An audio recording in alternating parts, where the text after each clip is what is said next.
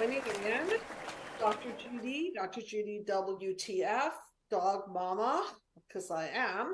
I am a dog mama. I have two beautiful dogs, a German Shepherd and a Golden Retriever. And if you're thinking of getting a Golden Retriever, just know, at least from my experience, that the first few years are not golden. They rip everything up and they bark and they test you, and they're great dogs. They're super playful and intelligent.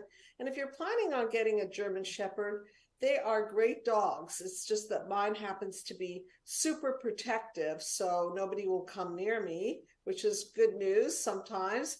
And then again, you can make sure that they become friendly with your friends and family members so that they don't get eaten up. Okay, so for those of you who do not know anything about me, I'm a psychologist. I've been doing this show for now 10 years. Wow. Okay, so I love it. So obviously, I continue on. And for those of you who have never seen the mind map, I will introduce you to the mind map. Also, note that I have changed my time from 8 p.m. Pacific Standard Time to 4 p.m. Pacific Standard Time. And I hope that this is more convenient for the people in Central Time and Eastern Time, and convenient enough for the people on Pacific Time. And then, of course, there are all the other international callers and watchers, and I have no idea where you are. So I just hope that this is a better time, and please do give me feedback. So tonight's show, heavy topic: role of gaslighting in narcissistically abusive relationships, and how to recognize and overcome the manipulation. So I'm sure that if you are listening to the show, you have been exposed to gaslighting and manipulation. And we're going to source the problem so that you can see how you keep repeating the problem, and do what I call a WTF, or what the Freud, which is my way of playfully playing on Dr. Freud's repetition principle, meaning that we repeat things that are incomplete. We repeat things because we're desperately trying to close the psychological file by running through the maze again and hoping that we're going to have better results this time. So this is a call-in show, everyone, and I really like talking to you live as opposed to just talking to you via a camera. And that number is 323-524-2599. Would love to hear from you. And so how does this whole gaslighting and manipulation begin? So let's roll out the mind map, and then you can see the source of the problem, which is right there in panel 1. Childhood wounds. So see the light in the background? That light represents sanity, clarity, the best of our best, our health, our mental, physical, spiritual health. The dots all over the white light represents the shadows, the abuses and neglects, specifically abuses like talking about physical abuse, verbal abuse, sexual abuse, control, manipulation. We're talking about emotional neglect. We're talking specifically, in the case of narcissistic abuse, the wound of apathy, where truly your parents don't have enough in them to have empathy. And thank you so much. I will take the call and then journey along with my explanation of gaslighting. Hello. Thank you so much for calling in. Who am I talking to, please? Are you there? Oh, they hung up. Don't do that. Call back. Call back. Get on the couch. Let's discuss it and apply it to your life, because there's nothing more potent than taking concepts and then application of those concepts to your life so that you really get it, so that you don't repeat it, and you can source the problem. So I'll just continue on with my explanation of cause. So cause is the beginning of the blueprint. It is the basically the mental blueprint that your parents give you, mom, dad, primary caregivers. And that blueprint is something that either it evolves you or devolves you, usually a combination of both, meaning that you get good stuff from your parents and you also get damaging material from them. So, how does this whole gaslighting business start? It starts at the cause, and it starts with the parents grooming you to be gaslit. So, for example, they may cast doubt on your memory. That's a form of gaslighting. Little Johnny, I don't remember saying that to you, or I don't remember that promise that I made to you, or mommy never did that, mommy never said that. And especially if you're a child, you're going to believe your parents over your own mind, because who are parents to us when we're little? They are the main source of our information. They are our survival system. They are the people we look to for feedback. They're the people that we look to for truth and meaning, and how we should see the world and ourselves. So if that mirroring is not accurate, then what happens is panel 2 happens, and our psychoperception gets cracked. So we start seeing the world through a cracked lens of perception. So in other words, we're cracking up, we're not seeing straight. So when mommy says, I never said that to you, or daddy says, no, you don't recall the situation. You're getting inaccurate feedback from people who have an agenda to manipulate your memory, and so therefore put the onus on you. And now you think that you are going crazy because there's a piece of you that says, no. I know that this happened. I know that they said that. I know that they did that. I know.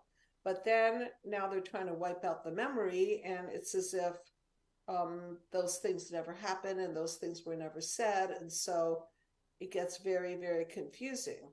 So what I'm trying to say is that this reaction to your wound, which is confusion, gaslighting, manipulation, feeling powerless, feeling actually somewhat stupid and retarded and not clear, creates some horrible negative core beliefs. So now I'm moving to panel 3, so you could get the lay of the land of the mind map, and you could see that we have now a DNA strand, which is a metaphor for your belief system. So what do people who are gaslit believe? They believe that they're crazy. They believe that their perception is off. They may believe that they don't deserve things. They may believe that they are powerless. There are all kinds of negative core beliefs that manifest as a result of this bending and shaping of your psycho-perceptual world. I liken it to one of those Funhouse mirrors where you look at them in the mirror and you see a distortion. You're too tall, you're too wide, you're too distorted and crooked, and everything is going in many directions. And what you don't have is an accurate mirroring or reflection of yourself. So that's what it's like to be in a fun house of gaslighting. It's not fun. So I would love to hear from you. If you did call in and want to continue the conversation, please do that. If we have another caller, please do call in, and so we can look at gaslighting under the microscope of the cause and how this was all groomed and set up for you, and how you started cracking up, and how you started believing your manipulators, aka usually your primary caregivers. And that's how the whole blueprinting starts. So I want to refer back to a movie, a very famous movie that was filmed, I believe, back in the 1940s. There are two versions. You should look at both of them, actually. It's such a great movie. It's a classic. And it's called Gaslight. And it is, I'll briefly see if I can remember the plot of the story. It's about a husband and wife, and the husband does something very not okay. And the wife somehow has a little too much information, or at least he thinks she does. And so he tries to invalidate her mind by making her crazy. So if ever she had to be on a witness stand against him, he could claim that she is insane and that she has no memory and that her mind doesn't function, and that whatever she says that he did, that was, of course, horrible and jail material, will be invalid. So I hope you get the metaphor here, that the point is to protect the manipulator, drive the person that is being manipulated insane so that they never really get to challenge the reality of the manipulator. And what does it give the manipulator? Power and control. And what does it do to the victim? Keep them crazy, keep them victimized, and keep them in a world of cracked up lens of perception and distortion. Okay, so kind of get the lay of the land. Yes? So any questions in the chat room, by the way? Any comments, any questions? Just chatter, nothing no questions, but if you leave a question in the chat room, I will ask directly from you to Dr. Judy. I think I'm spoiling the audience. I'm having them ask questions in the chat room instead of calling. I know. I know. Okay, so let me just make up stuff because I like to make up stuff. I really like stories. I have 2 grandchildren and I like to make up stories for them. So I don't know. I'm going to put myself on the spot now. I'm going to tell you a story of a gaslighter. So once upon a time, there was a little girl, and of course, she believed everything that her parents said to her. And of course, she looked up to them because they were the king and the queen of her world. And she was just a little girl. And so everything that they said was the truth. And it was easy for her to swallow the truth because whatever they said, she took as the word.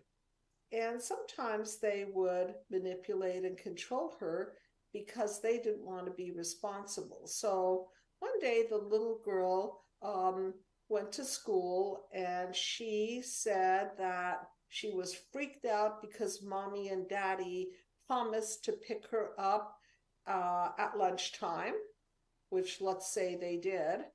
But let's say the parents forgot that they promised that. And let's say the little girl is waiting and waiting, and it's lunchtime, and she's thinking about how lucky she is because she gets to leave school for an hour and have lunch with her parents. And let's say these horrible, manipulative parents don't want to take responsibility for the fact that they broke their promise because they're lazy and drunk and at home, and they don't want to keep their promise because they're having way too much fun having their party at home. So then the little girl gets home after school somehow. Maybe the school bus drops her off, and she says to her parents, "Mommy, Daddy, remember you promised to pick me up at lunch. I was so looking forward to it. I thought we'd go out for lunch. You'd be bringing me special food, and we could have had a little picnic or something, or even sit in the car and chat." And the parents look at each other and say, "What are you talking about, little Susie? Are you crazy? We never promised that." And then the girl turns inside of herself and says, "I'm confused. So what's happening here? Is she really confused?"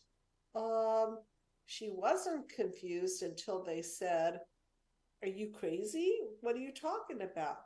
So let's see how the clarity turned to confusion, because there was a shift here, wasn't there? So at first, she really believed what they said. She was looking forward to it. And then when the parents came came around to have the discussion, they flat out told her that she was nuts, her memory was off, they never promised anything. Why did they do that? Because they were defending themselves from not showing up for her. So they decided to gaslight her and make her feel crazy. Now, how does this all fit together? So there was I think she was a psychologist or psychiatrist, Alice Miller. She was the author of Drama of the Gifted Child, and she had a quote in there that went something like, children would rather be the bad children in a good world than be the good children in a bad world. In other words, children are always going to take the hit and the blame and the shame. So in this case, psychologically, little Susie had a choice between calling her parents a liar, either outright calling them liars, or in her mind establishing them as liars, or getting brain fog and protecting her parents. So far, I hope you're following me, because what children tend to do is they tend to take the hit and the blame and the shame. Yeah, go ahead with your question. There's a question here. Yeah, I have Bob G said, how does understanding gaslighting in a personal relationships help in identifying it in a larger social structure? In a personal relationship, and then because the feeling still leaves you the same way, confusion, brain fog, like what, questioning yourself. And again, if you're groomed to be a victim of gaslighting from um, the cause, meaning from your family of origin, again, you might take it from the personal relationship and then be vulnerable in real life situations, because now your boss says to you, what was his name? Bob? Yes. Bob, remember Bob comes to his boss and says, oh, Larry, you promised me a pay raise by July. And Larry says, oh, come on, don't yank my chain. I never promised you anything like that. Yeah, but Larry, we talked about it. Remember, you told me that if I could help you close that deal, you give me a pay raise and a bonus at the end of the year. Oh my God, Bob, I can't believe how manipulative you are. You're so selfish. It's just all about money for you, isn't it? You don't know how to be a team player. So I want to show you how this thing transfers from personal relationship, which is primarily your caregivers, and then the next relationship, which might be husband, wife, significant other, and then it plays out again, and then it keeps replicating like a psychovirus into work situations and friendships and so on and so forth. So it might start as a small little causal problem and then concentric circles. It keeps growing and growing and mushrooming until now you're really confused. Your mind is warping as we speak. Like, did I not get that promise? Did I get that promise? Wait a minute, maybe I didn't say it clearly enough. Maybe he didn't understand me. Maybe we didn't specify exactly the date. Things get mushy. So why is it that things get mushy at work, just like they get mushy at home? Because your boss is now kind of like a parent figure, because he's the boss, he's the superior, or and she or he gives you paycheck. And so you've got all the goodies coming from that person. And so you don't want to make that person angry and doubt that person, because then you're going to be in trouble and you might get fired and bye paycheck. So do you see how this thing works all together? Bob, maybe you want to call in, or you want to call in, Bob? Let's see how it applies to your life. I'd really love to hear from you. We can seriously take this conversation to another level and see how you can prevent yourself from being manipulated in the future. Because if you don't get to the cause of this problem, then I'm going to hear from you again that this happened with another person and another person and a friend. And maybe you got into business with somebody that manipulated and gaslit you into believing a tall tale that you were going to be a partner in a business, and no, you're not. No, you're not. And you thought you were. So, Bob, I'd love to hear from you. And if not Bob, somebody else who's in that position, because there's nothing like applying these principles to your situation. So, any other questions in the chat room? Or Bob, why don't you at least say something about whether I gave you an understandable answer to what the Freud is going on here?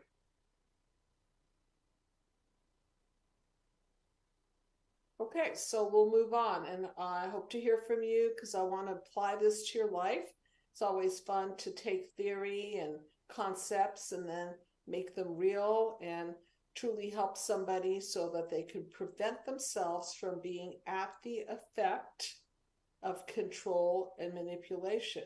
Because ultimately, this is about power and control.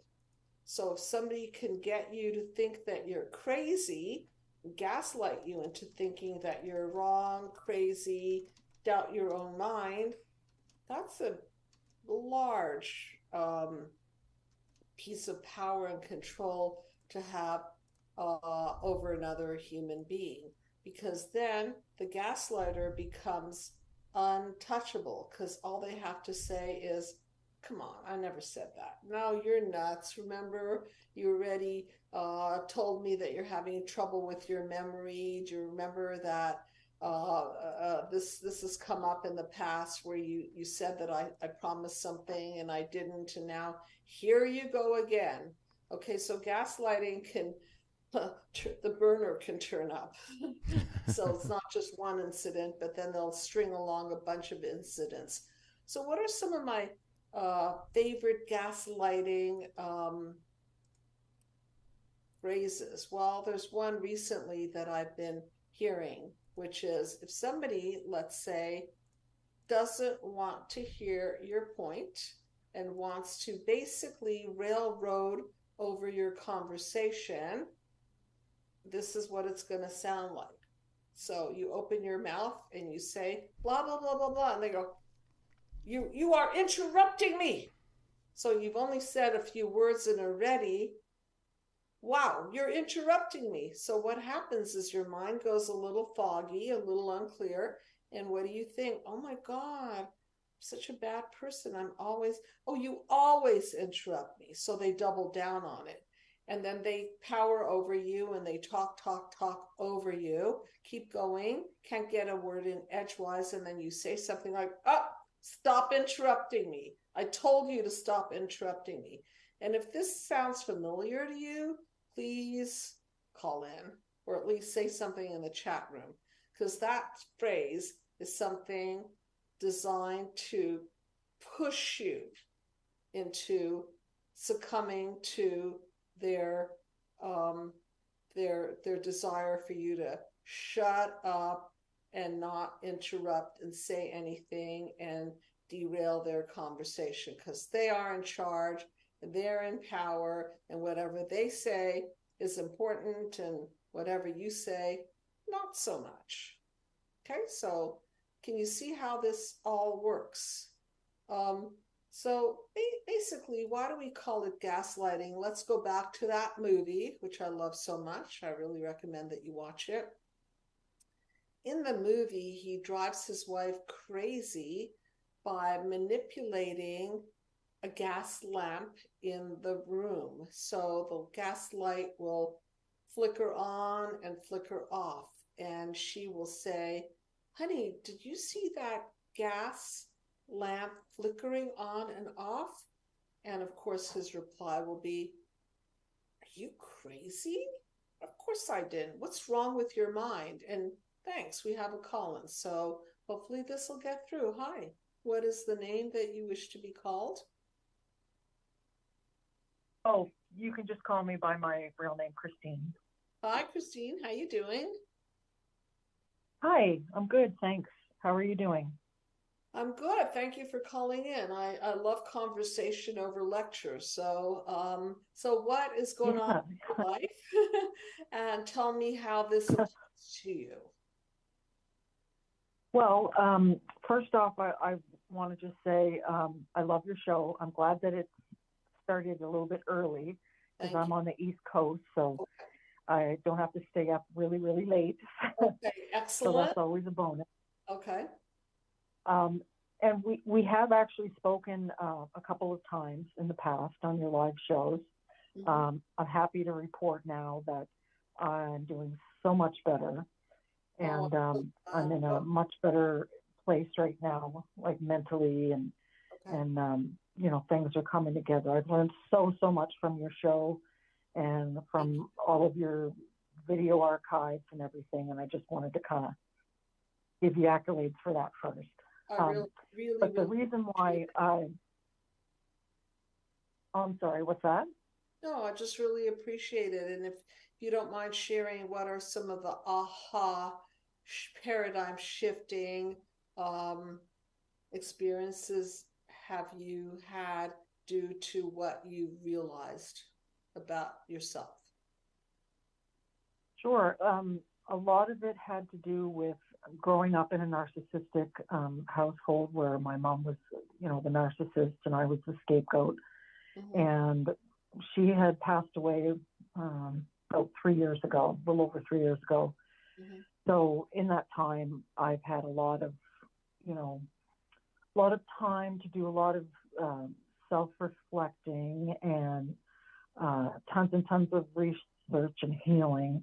And I just feel like I'm in such a better place now. Like I understand, the background as to why um, I allowed the things um, to happen to me that I did. I was in a narcissistic relationship for a year and a half, uh, several years back, and it was really the most difficult time I would say in my life.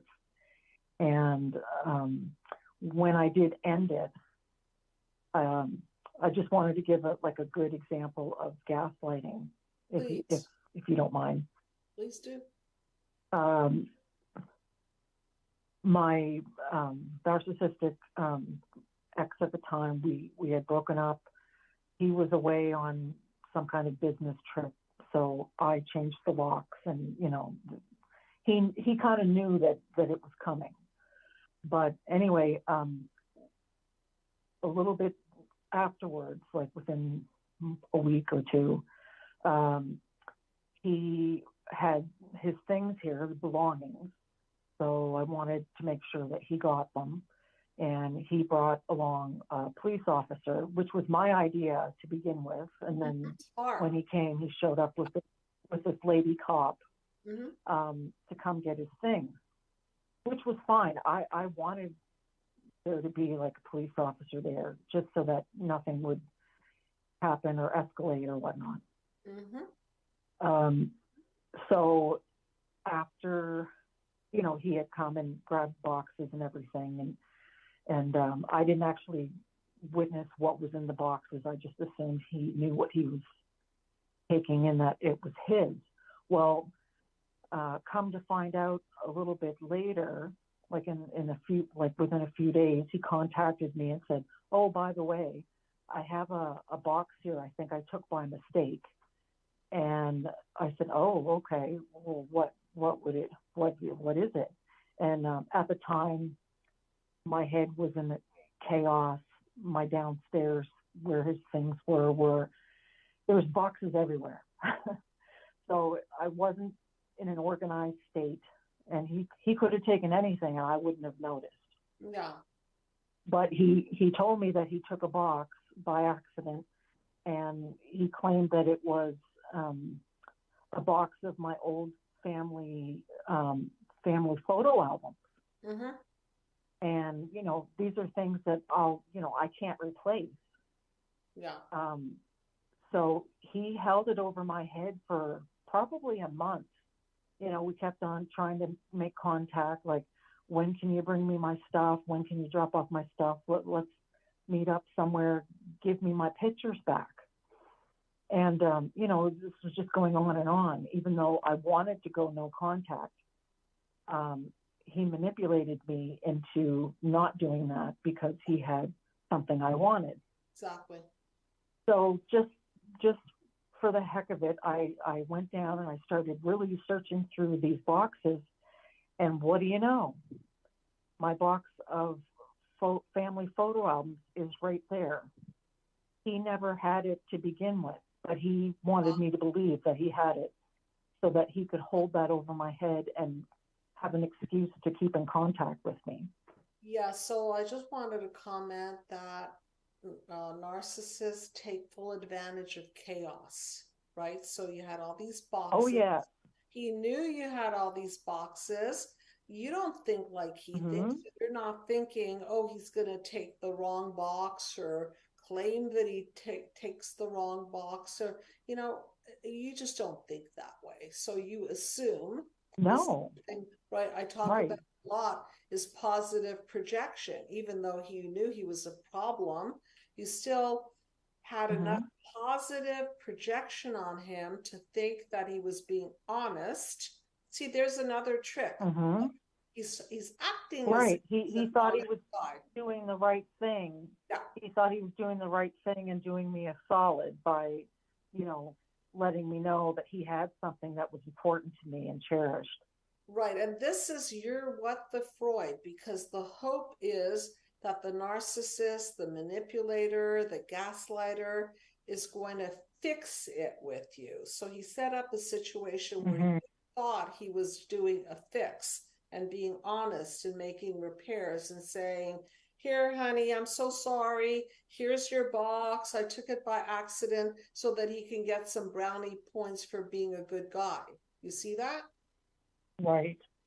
And your end of the puzzle was, God, that would really feel good if somebody who screwed me over would repair with me. Wow. Because that's what children want. They want the parents to repair. They want to do this, what the Freud, run through the maze again, so that they could have a better happy ending, so to speak, to the situation, but it doesn't come.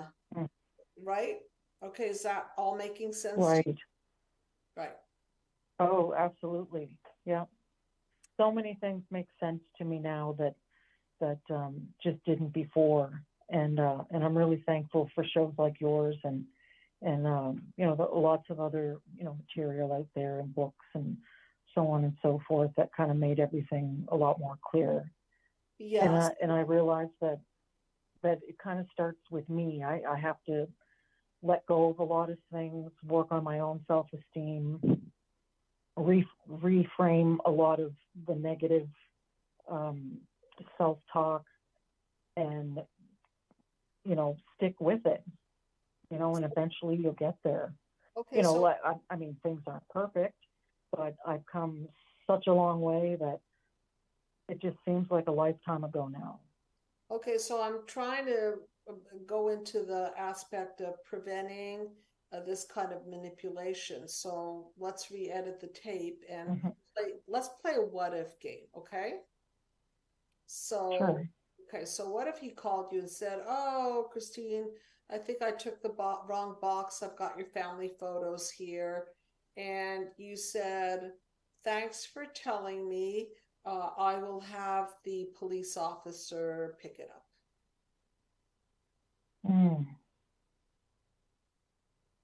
Okay. Yeah, I mean.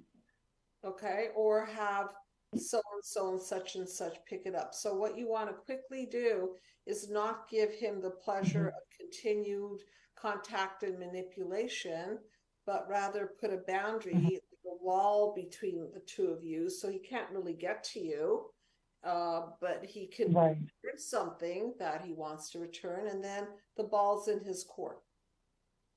And then you're no longer waiting. If he does, he does. If it was all BS anyway, then you'll find out that it was that. If a police officer can get involved, all the better, because then she can say, oh, Sure, I'll accompany you to her house while we drop it off. So, And it's funny because mhm, even while she was here, she was, trying to stay neutral. I was quite upset. I was crying. I was, putting some digs in, um, because I was just so angry about the whole situation. And the next time I spoke to him, he said that the police officer said, "Oh yeah, she's a real winner. Good thing you're out of there now." This is what he told me. The cop said to wait, him she's a real, she's a real what? that that that oh she was a real winner, like of me, saying that about me. That she had some Oh, negative okay, things to so say about me. okay, so that's part of gaslighting too. You see, discrediting your Oh character. yeah, and at the time I didn't recognize it, and I thought, wow, like even the cops on his side, like, what the heck's going on here? Like, and I spoke to a couple of, friends of mine, and they were like, no, cops are professionals. They don't do things like that. I think he's gaslighting you. And now I see it for what it was, but back then I didn't. Well, they're good at what they do, aren't they? So we've Oh, just, I would say I learned, like, there were so many things that came out of the woodwork, once things were, over for good. But the best thing I did was went no contact. absolutely. And one of my favorite phrases, even to myself, that I keep repeating to myself, it's not what other people do, it's what I do with what they do. Okay, I'll say it again. That's right.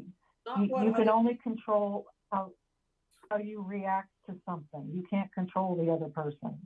right. So it's not what they do to me, it's what I'm going to do. It's like Mm-hmm. playing chess. They're going to make a move. Now, what move am I going to make? Am I Mm-hmm. going to stop the game? Am I going to play into the game? Am I going to, what am I going to do? Okay, so it's always about you. It Mm-hmm. always comes back to what move are you going to make? And once somebody has established that they're liars, that they're thieves, that they are manipulators, then we cannot give them benefit of doubt because good people like to give other people benefit of the doubt. And in certain Mm-hmm. cases, that is really foolish, okay? Because as somebody Mm-hmm. said to me today, what was leopards don't change their spots, right? So, one thing that is That's right. is their patterns. So don't think that just because you wish and want and you're going to be nicer and kinder and more evolved that they're changing. No, you're changing. And if you're nice and kind, Mm-hmm. evolution is being wasted and um, used against you. You don't give that person nice and kind. They don't. They don't Mm-hmm. earn your nice and kind. No. And as a matter of fact, the same ex that I'm referring to, I was telling a coworker of mine, about the situation, and it turned out that the next lady that he was with ended up being a good friend of hers. So when I found out, I was like trying to warn her. I said, "Look, don't say that you heard it from me." I said, "But put a little bug in her ear, like this guy's bad news. He will, try to destroy her." And she didn't want to believe it, of course. And he ended up. For her, what's so good about her? And Mhm. you've answered the question. You know what's so good about her is that she's naive and she's still Right. She has the blinders on. she has the blinders on. So you're no good. Yeah. You got the blinders off. As soon as you take the blinders off, it's like my favorite story that I tell my grandson, the emperor has no clothes. So as soon as the little boy says Mhm. to the emperor to the crowd, the emperor's really naked. He thinks he has clothes. The people who put together the story convince the emperor that he's parading around in cloaks of velvet and fur and jewels, and the emperor is just all bought into how gorgeous and handsome and proud he looks. And of course, the audience is told that if you say something, then you're the town idiot because you're not seeing it straight. You're just not wise. You're not seeing how wonderful the emperor is. But a child who innocently says, the emperor has no clothes, the emperor has no clothes, eventually wakes up the town, and pretty soon the town says, oh, the emperor has no clothes. Wow, there's the truth.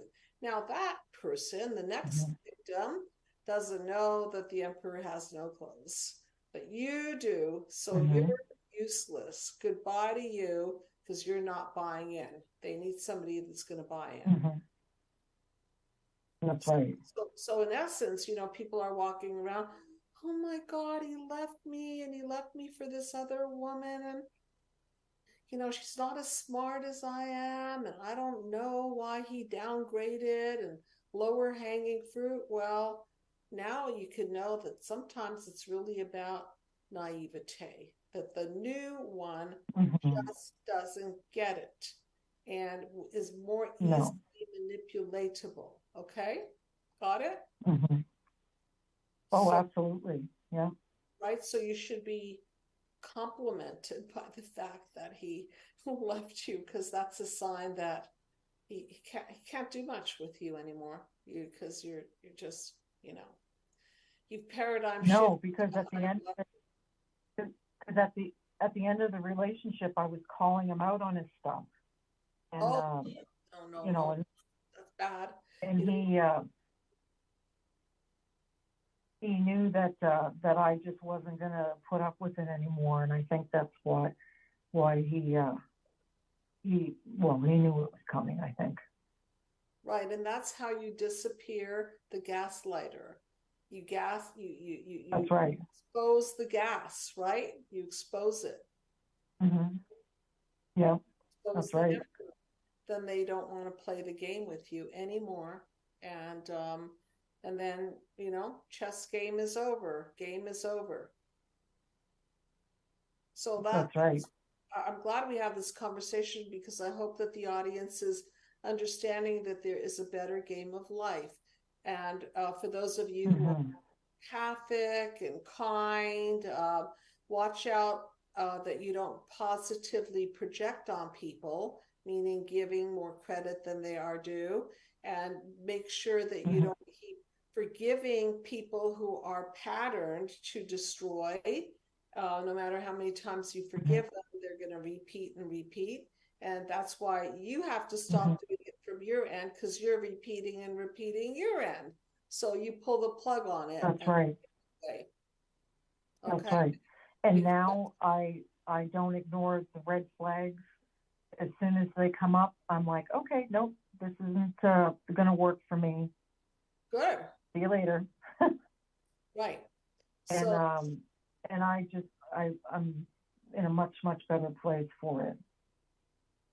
Absolutely. And so you can now more easily recognize it. And one of my favorite quotes in my book is a quote by Einstein. And for those of you who do not have a PDF copy of my book, please get it. It's called Be the Cause, Healing Human Disconnect. Just ask for it. You could download it. You could also get it off of Amazon.com in hard copy form. So that favorite line is, smart people solve problems. Geniuses prevent them. Okay? So now that you know the game, you prevent yourself from even starting into the game. You just go on pure prevention plan. Understood? That's right. Oh, absolutely. And it's a game changer. Game changer. Right. So I really appreciate you. But I think. Yes, go ahead. Oh, I was just going to say it a lot of it had to do with, gaining self-esteem, and then learning to trust yourself as far as what those red flags are, and then be able to just put the hand up and say, no, I'm not going there. Right, which is a journey, and that's why I created the mind map system and this video called Healing from Narcissistic Abuse, which I carefully put together so that you can bust this game and not play into it. I know I have another call, so I want to thank you so much for calling in and keep me posted. Okay. Well, thank you for having me, Judy. You're very welcome. Love your show. Okay, thank you very much. Take care. Bye. Okay, good night. And thank you. We have another call in. So, hi, are you on? Yeah, I'm here. Hey. Oh, hi. Thank you. Yes, I'm here. And what? Hey, Dr. Judy, it's Kevin Masterson. Hey, how you doing? Nice to hear from you. I'm doing really good. I actually when I saw the show was on and I had time to get on, I had a real win I wanted to share with you, and it really falls in line with the topic today. I so want to hear it. We go back away, and I so want to hear your example of what you thought was something that might not have gone well for you, but now it's a win. So go ahead. Yeah, as you know, I've had a lot of challenges dealing with like the trauma from my past, yes. And I won't go into too much detail because they forever, but I was working with an Al-Anon sponsor about, some stuff, and he was asking me to do something that was triggering all my, sexual abuse, by a priest. And I told him I can't do this. And he kept telling me I was avoiding it. So anyway, we parted ways, and I just really stuck to my guns as to what my experience was. And I didn't know why this was happening, but, it was just like a perfect storm of events happening. Mm-hmm. And like all this anxiety was coming up. And at a certain point, I thought, I'm so tired of having to manage anxiety. You know what I mean? I want it to go away. Yeah. And one night, I was just having like horrible attacks. I couldn't eat it. Yeah, and it was just, and I couldn't put a name on it. Mm-hmm. And so anyway, one night, I woke up in the middle of the night, and I just thought, it'll end at a certain point. I just need to let it run through me instead of trying to push it down or distract me, whatever. And so this has gone on for quite a long time. Anyway, the other night I went to bed and I woke up in the middle of the night and I actually was feeling pretty good. I took some melatonin, I went back and I laid down, and all of a sudden I got to the end of it. And all my emotions unfroze from the abuse. And, I remembered everything, but I hadn't felt my feelings. They've been pushed down. Anxiety was a distraction from your feelings, and once you were able to enter. Yeah, I mean, it's like when the trauma, like I had just frozen when it happened, and so I had just pushed it down for all these years, and I never felt how terrified I was. It's just all the, just the terror, just the disgust, all of it. I'd never felt any of it. I knew, intellectually I knew it, but I hadn't allowed myself to experience it. Because I've been gaslit so many times and told it was my fault. And, and I thought, that the trauma was my punishment from God. Mm. And so it's like, I know intellectually that's not true, but it's like that the child part of me didn't really know it. And when I was able to just allow the feelings they just went through. Amazing. And the anxiety's gone now. I mean, it really was incredible, but I really trusted myself. I thought, so at some point I'll get to the end of it, instead of just having to manage it and push it down, because that's not freedom.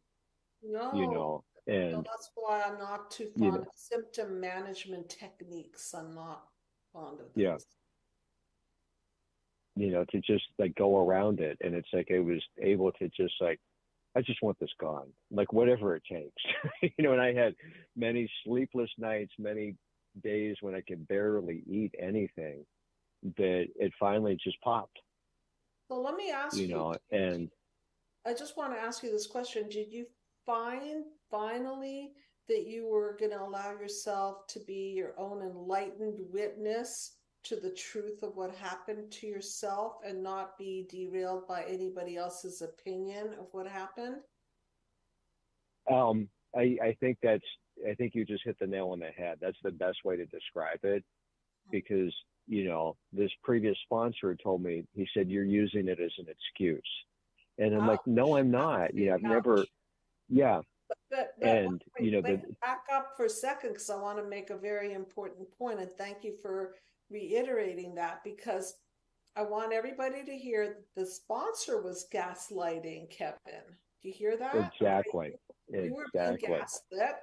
And finally, you said, no, this is ridiculous. This doesn't feel healing or therapeutic. I'm going to trust myself. And you kicked this advice to the curb, which you should. Yeah.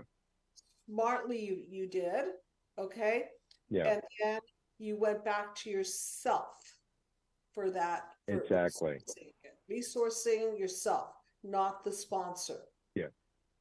Exactly. And I was lucky enough in the, after, I parted ways with him, I actually got a good sponsor. I trusted my instincts. I thought, I know someone that would really be good, who reminded me of a close friend of mine that passed, that was just like the most empathetic person, like the most emotional intelligence I've ever known in another man. And my friend Steve was a steel worker, and like the last person you'd expect to be that emotionally intelligent, but he was. My new sponsor is like that. And he said to me, you were a victim, and I finally realized that, there's a difference. It sunk in. Yeah, I was a victim. I was vulnerable. There's a difference between being a victim and playing the victim. Wow. And I've never played the victim. And it's like, so I was just, when I heard that, I think it just finally gave me permission to just, put the responsibility for what happened where it belonged and not with myself. Because I've been gaslit by the church, I gaslit myself. I've been gaslit by many, many different people over the years. But finally, I just said no. So that's how important it is to watch who you look up to. You could look up to yes, it is. You could look up to a cult leader. You could look up to several people who, and it kind of reminds me that sometimes when people say something like that, like you're using it as an excuse, I don't want to hear about your anxiety, that some people just don't want to hear about your anxiety. They don't know how to contain your anxiety. They don't know what to do with it. So they just kind of like shove it back at you. Yeah. And something else I realized, like, for me, like if I'm having to make excuses for somebody else's behavior and second guess why they're doing something, that's probably a really big red flag, and to not be around them. If I was like, oh, well, maybe they're in a bad mood, maybe they didn't mean it that way. If I'm constantly having to excuse it, that's not a good relationship.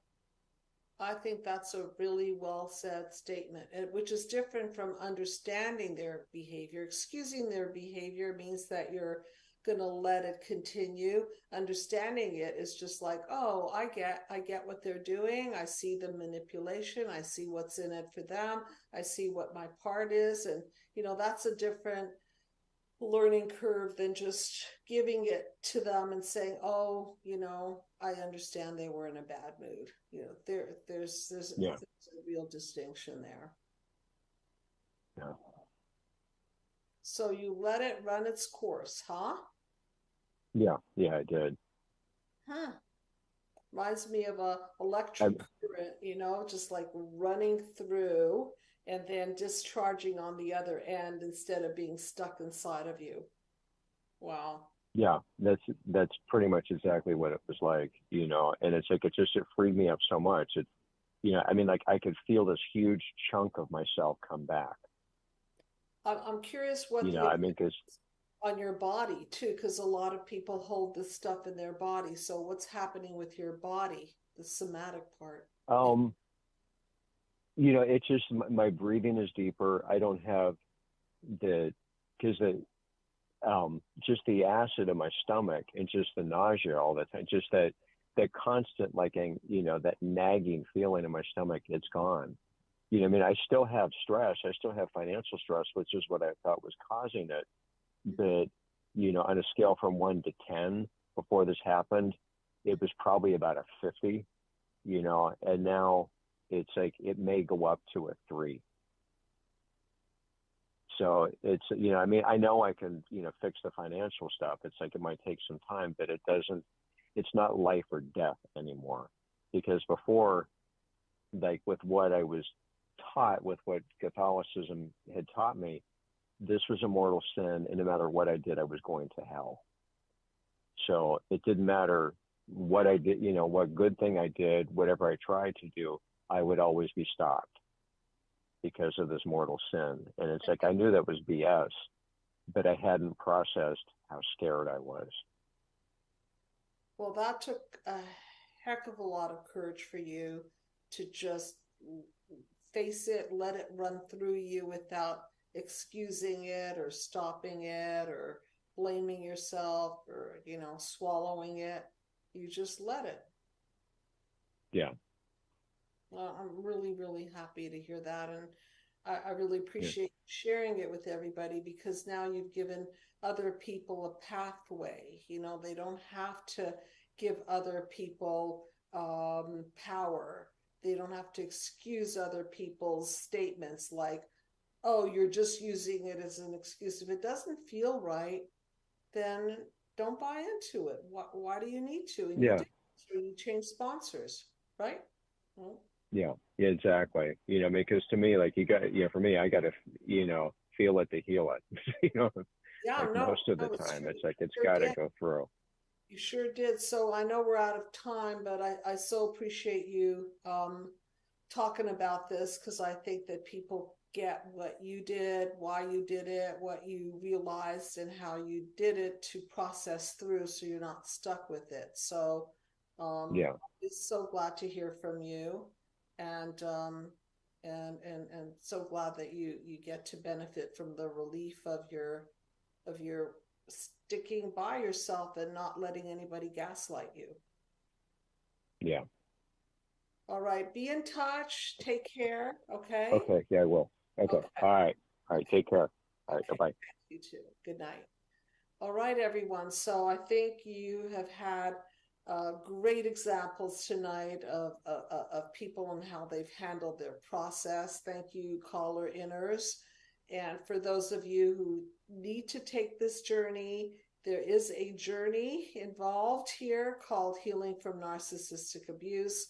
I've got it all on video. You can watch the video, or you can pair the video with psychological services. And the main thing is that you cannot let your past keep you stuck in a gaslit situation. You've got to break out of panel number 5, which is defense mechanisms. And if you're in a bubble of defending against your past, you've got to get out of the psychological prison. And by the way, manipulation like gaslighting is one way to make people crazy, and it's a defense mechanism that another person is using to disempower you. So I will see everyone next week, and please feel free to call in and check out my new video. I have the introduction up there on my website, psychologicalhealingcenter.com. So take care, stay safe, play a better game of life, and I'll see you next week. Good night, everyone.